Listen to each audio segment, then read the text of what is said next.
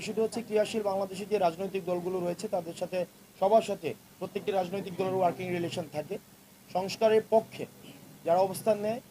এবং হচ্ছে আমরা দেখেছি যে বিভিন্ন সময়ে আমরা যে সংস্কার প্রস্তাবনা দিয়েছি সেটির সাথে কখনো আমরা দেখেছি জামাত একমত হয়েছে, আবার কখনো কখনো তারা তাদের অবস্থান পরিবর্তন করেছে।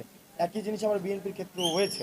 তো সেই জায়গায় যখন জামাত আমাদের সংস্কার প্রস্তাবনাগুলোকে আমাদের মৌলিক জায়গাগুলোকে এগিয়ে নিয়ে গিয়েছে তখন মনে হয়েছে জামাতের সাথে আমাদের হয়তো ঋদ্ধতা রয়েছে, আবার একই জিনিস বিএনপির ক্ষেত্রেও হয়েছে। বিষয়টি মোটেও এমন না, বরং হচ্ছে সংস্কারের পক্ষে যারা থাকবে তাদের সাথে হচ্ছে আমাদের এনসিপির হচ্ছে একটা ঋদ্ধতাপূর্ণ সম্পর্ক থাকবে, আর সংস্কারের বিপক্ষে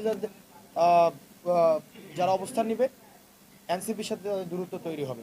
দ্বিতীয় যে বিষয়টি নির্বাচনে জোটে যাওয়া বা না যাওয়ার বিষয়ে আমাদের এনসিপির আহ্বায়ক জনাব নাহিদ ইসলাম ইতিমধ্যে স্পষ্ট করেছেন যে আমাদের জোট হওয়া, নির্বাচনে অ্যালায়েন্স হওয়ার সেটির একটা মৌলিক যে নীতি, সেই নীতিটি হচ্ছে সংস্কারের পক্ষে কারা রয়েছে, সংস্কারের বিপক্ষে কারা রয়েছে, এবং সেটি সময় নির্ধারণ করে দিবে।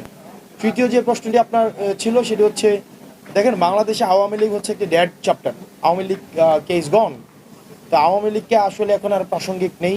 আমরা আওয়ামী লীগকে বাদ দিয়ে বাংলাদেশে এগিয়ে যাচ্ছে, এবং বাংলাদেশের আসলে পুনর্গঠন সেদিন থেকে সম্ভব হয়েছে।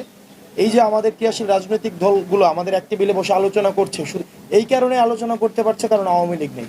তো বাংলাদেশের রাজনীতি পুনর্গঠন সেই দিন থেকেই শুরু হয়েছে যেদিন আওয়ামী লীগবিহীন বাংলাদেশ শুরু হয়েছে। তো এই ক্ষেত্রে আওয়ামী লীগের আবার পুনর্বাসন, আওয়ামী লীগের আবার হচ্ছে আপনার কোনোভাবেই সমঝোতা, এই প্রশ্নগুলোই অবাঞ্ছিত, বিশেষ করে এনসিপির কাছে এটা কোনোভাবেই সম্ভব না। তৃতীয়ত যে বিষয়টি সেটি হচ্ছে, আমরা দেখেছি যে আপনি বলেছেন যে বিএনপি এবং জামাতে ইসলামী সেটি হচ্ছে আওয়ামী লীগকে কাছে টানার একটি বিভিন্নভাবে বিভিন্ন প্রতিষ্ঠান আমরা সোশ্যাল মিডিয়াতে দেখেছি যে করা হচ্ছে ভোটার হিসেবে।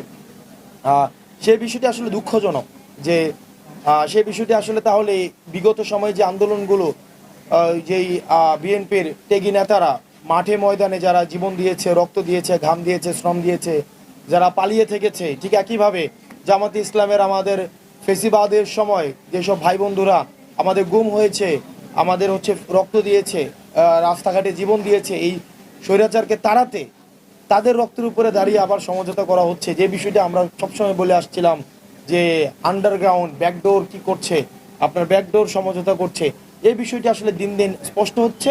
এবং আসলে তাদেরকে জনগণ ভোট দিবে কি না, তাদের এই ধরনের এই ব্যাকডোর সমঝোতার কারণে এটি আসলে ভোটাররাই নির্ধারণ করবে। আমার কাছে মনে হয় না যে এটি খুব বেশি ফলপ্রসূ হবে।